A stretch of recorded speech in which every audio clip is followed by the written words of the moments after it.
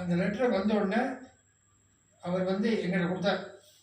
அதில் எழுதியிருந்தார், சுவாமி வந்து இங்கே காளி மடத்தில் இருக்கிற அந்த உருவம் வந்து என்னுடைய ஆத்மா அங்கே இருக்குது, என்னுடைய உருவம் இங்கே இருக்குன்னு சொல்லி அவர் சொன்னதாக கணேசன் அந்த லெட்டரில் எழுதியிருந்தார்.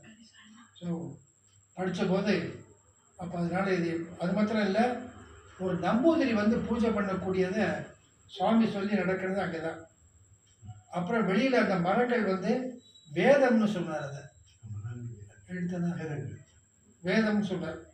அதனால் அப்போல்லாம் கொஞ்சம் அடிக்கடி போகக்கூடிய வாய்ப்பு கிடைச்சது எல்லாம் இருந்தது.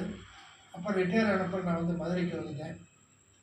நான் சாகுபுரத்தில் இருக்கும்போதும் பொன் காமராஜ் வரும்போது தான் எங்கள் வீட்டுக்கு வந்துட்டு போவேன். இப்போ இன்றைக்கும் எனக்கு ஒரு பெரிய பாக்கியம் வந்து நவராத்திரி சமயத்தில் பகவான் எங்கள் வீட்டுக்கு வந்தது ரொம்ப ரொம்ப ரொம்ப ரொம்ப எங்களுக்கு ரொம்ப சந்தோஷமாக இருக்குது.